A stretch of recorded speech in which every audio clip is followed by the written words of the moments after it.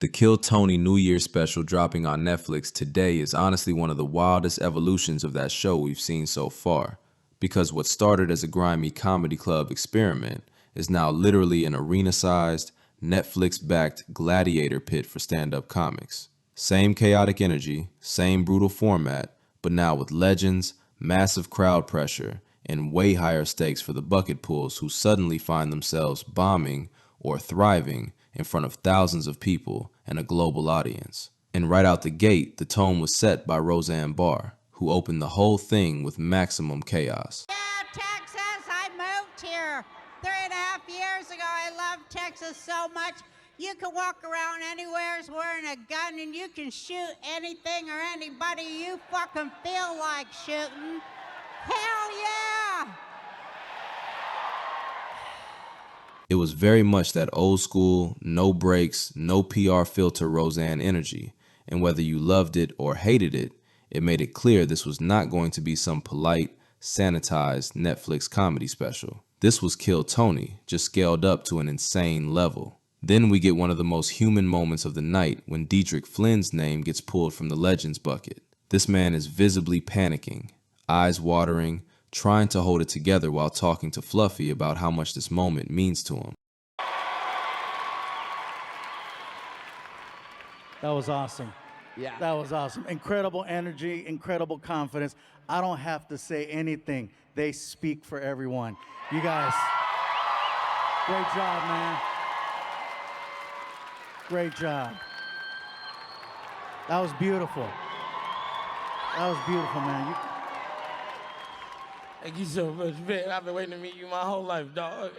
I got so many bootleg DVDs of your comedy special. His set about the chaotic police escort to the airport hit, but honestly, the emotional weight of the moment was just as powerful as the jokes. That's one of those reminders that for a lot of these comics, this show isn't just entertainment, it's career roulette. Then a normal bucket pool gives us Young, an Asian female comic who's an Uber driver and spent $2 grand just to get to Texas to put her name in that bucket. My pronouns are sushi. And then some. I'm a musician. Yeah. My stage name is Lil May, aka Yellow Haitian 2000.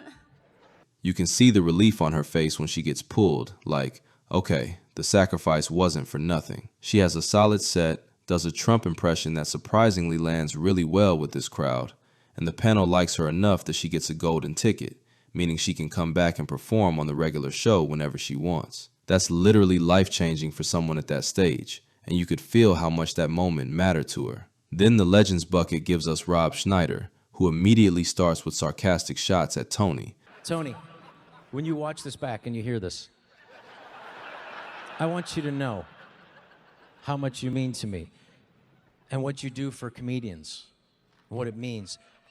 This man, let me tell you, since I've been on your show, Tony, when you hear this back, Tony, since I was on your show several months ago, absolutely nothing has fucking happened for me. Nothing.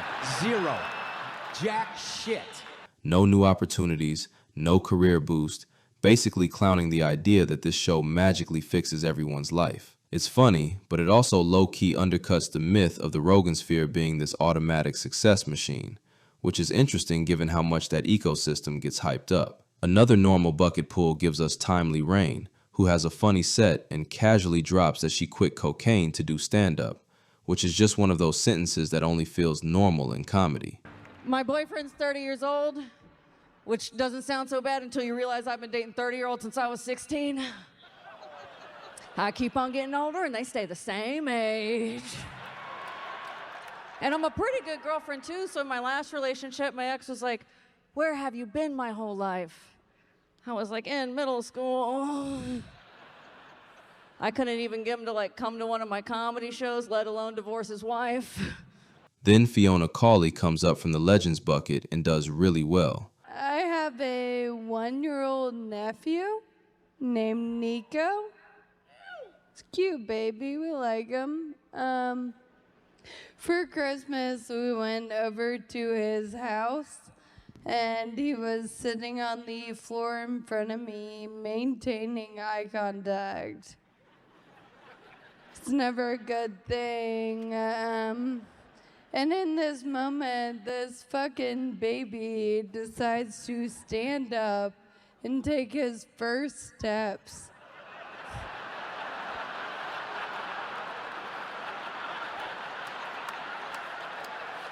Okay.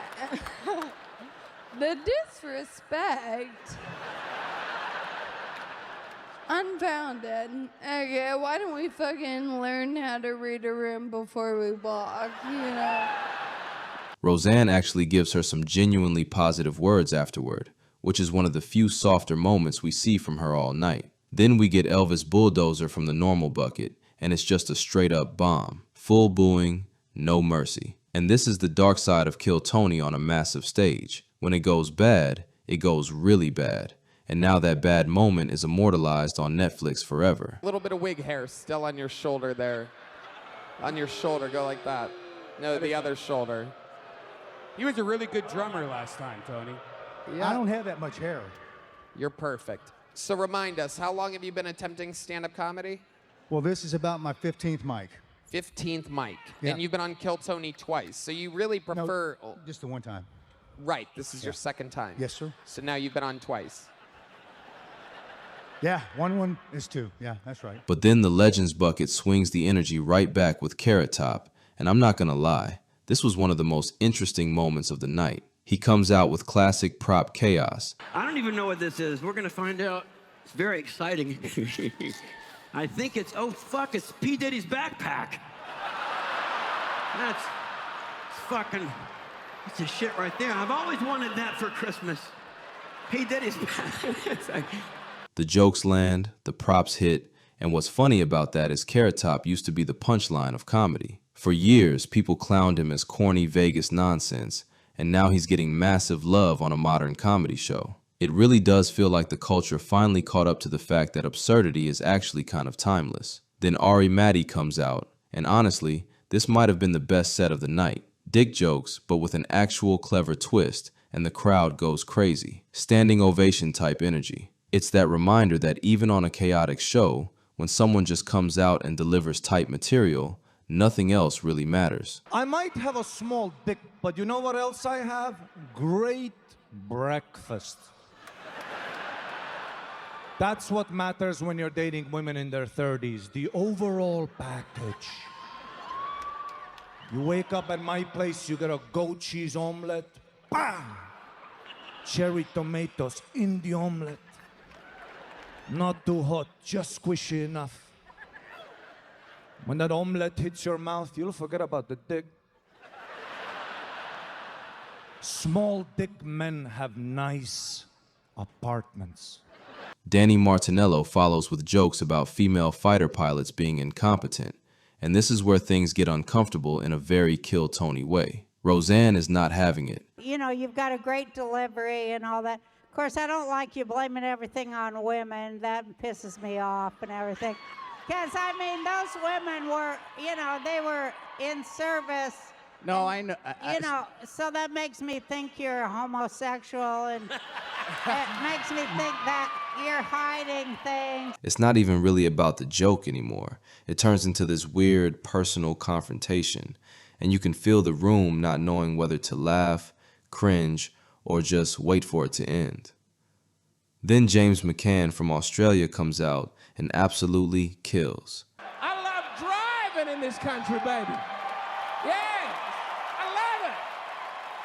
But sometimes there are speed cameras. They got no consequences at all.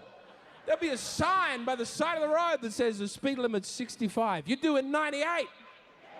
And then it flashes like I won a high score.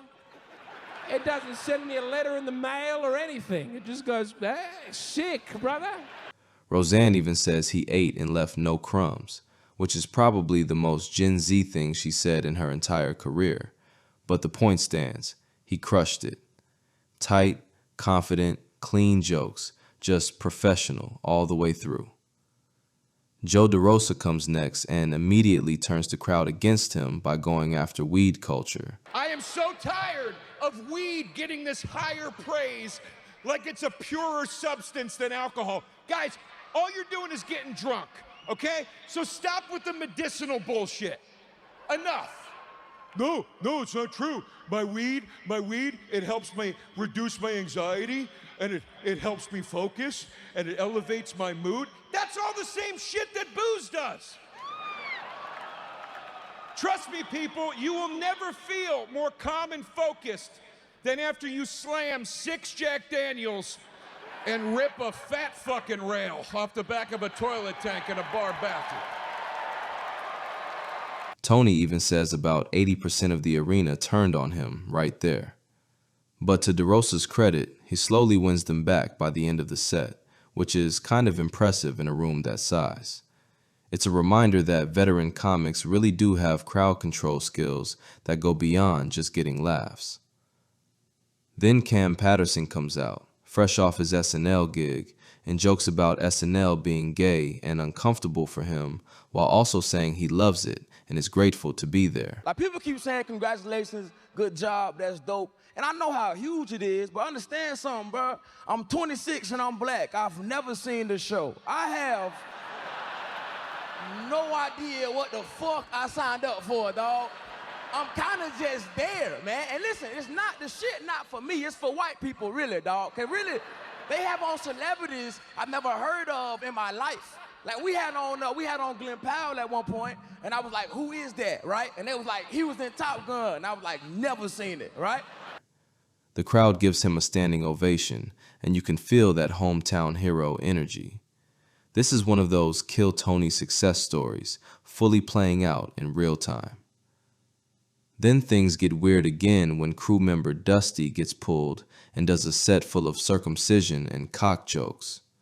Roseanne goes off on him, saying he should have more spiritual material because he works with former inmates. I think that you should get some jokes about, that aren't about cocks. You know what I mean? It don't fit to be about penises when you're trying to lip. Shut the fuck up! Shut the fuck up! Have some respect. Yeah. I don't like him talking about cockeyed shit when he's trying to save people and send them to heaven. And you know I'm right. At that point, the show is barely even about stand-up anymore. It's just raw, unpredictable confrontation on stage.